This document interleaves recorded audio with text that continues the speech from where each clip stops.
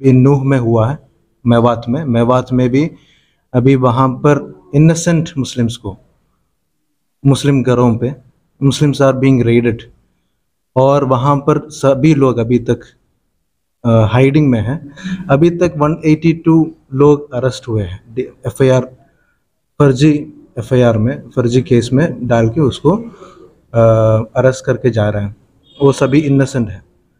वो दंगाई और उसमें जो हरियाणा पुलिस, मतलब अगर किसी वायलेंस कर रहे दोनों तरफ से होना है, लेकिन अभी तक 180 जो लोग मुस्लिम नौजवान को अरेस्ट करके गया है वो सारे मुसलमान हैं।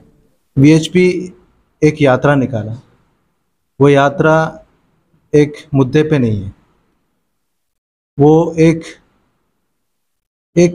वहाँ का एक माहौल ख़राब करने के लिए ये प्रोग्राम निकाला गया। And it is not something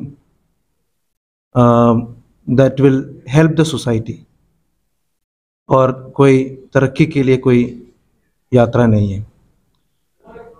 वहाँ पर सेंट्रल गवर्नमेंट का बहुत सारा चीज़, और central government is on in a defence position that it has many backdrops. उसी से बचने के लिए वीएचपी के द्वारा यात्रा निकाला गया। और अभी के जो सिचुएशन है, अभी दिल्ली में कल से परसों से एक हफ्ते के लिए यात्रा चल रहा है, तो एवरीवन इज इन अलर्ट। पिछले दिन अभी वो हाइडिंग करके उनको हाइडिंग में है, वो रेड पुलिस अरेस्ट कर रहा है। इसमें बहुत क्लियर है, this is orchestrated, it's a propaganda that is created by Hindutva forces. Manipur और महाराष्ट्र में जो वाकया हुआ, इसके बारे में आपका क्या opinion? We don't, as fraternity movement, thinks that the incident happened across the country, and which is going to happen in coming days, is not a coincidental one. It is an orchestrated violence that is planned by Sangha Parivar, which is a planned attack against Muslims in this country. নিবেদন করছে জেএইচকে traders, জলের পাইপলাইনে পূর্ণাঙ্গ সমাধান। যোগাযোগ 9748012988, স্থান ভাঙুর, নতুন bridge, জেএইচকে mobile সার্ভিসের পাশে। इसके पीछे बहुत सारी वजहें हैं। हम लोग पिछले अगर सिर्फ 3 हफ्ते को ही देख लें तो कम से कम 7 से 8 इंसिडेंट्स ऐसे मौजूद हैं जहां पर हम ये देख सकते हैं कि मुसलमानों को सीधे तौर पे टारगेट करा जा रहा है, उनके साथ हिंसा करी जा रही है, उनके खिलाफ एक स्टेट स्पॉन्सर्ड पोग्राम करा जा रहा है। आप जिस भी तरफ देखेंगे आप पाएंगे कि जो हमारा राष्ट्र है और हमारे राष्ट्र के जो स्तंभ हैं, जो इंस्टीट्यूशंस हैं, वो ना सिर्फ मुसलमानों की रक्षा करने में फेल हुए हैं, बल्कि वो मुसलमानों को लगातार परेशान करने में सहयोग कर रहे हैं। जो ट्रेन में एक हिंदुत्व टेररिस्ट अटैक हुआ था, जहां पर एक आरपीएफ के अफसर ने एक अपने ट्राइबल कम्युनिटी के सीनियर को मारा, उसके बाद 3 बेगुनाह मुसलमानों को मारा। उसके बाद रेलवे आकर उसका बचाव इस तरीके से करती है कि जब उन्होंने एक रिलीज करा स्टेटमेंट ये बोलते हुए कि उनके पास कोई रिकॉर्ड नहीं था कि वो शख्स किसी तरीके से मेंटली इल था या उसको कोई भी मानसिक बीमारी थी, वो उन्होंने स्टेटमेंट विदड्रॉ कर लिया। उसके खिलाफ जो भी तरीके से कार्रवाई होनी चाहिए वो नहीं हो रही है।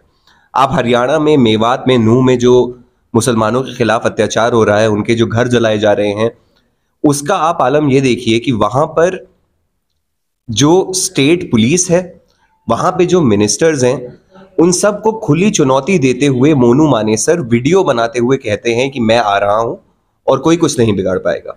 और ये हकीकत रही, उसको किसी ने कोई कुछ नहीं बिगाड़ पाया।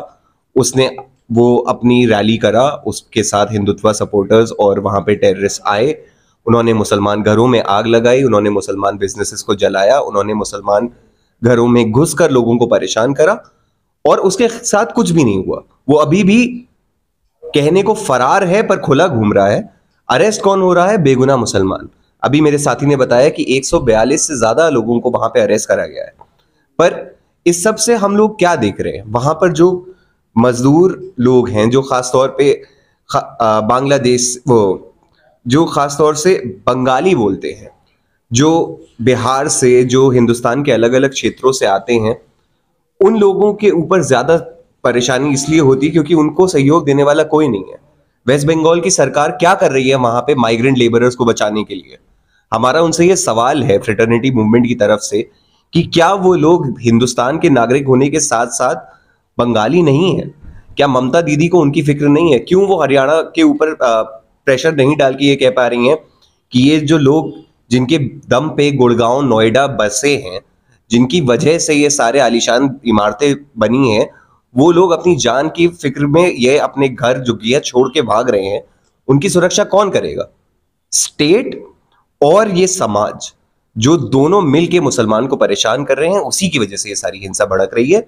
और इसको रोकने की जिम्मेदारी ना सिर्फ सरकार की है, वो तो खैर इसमें बिल्कुल ही नाकाम हुए हैं, बल्कि इसको और बढ़ावा दे रहे हैं।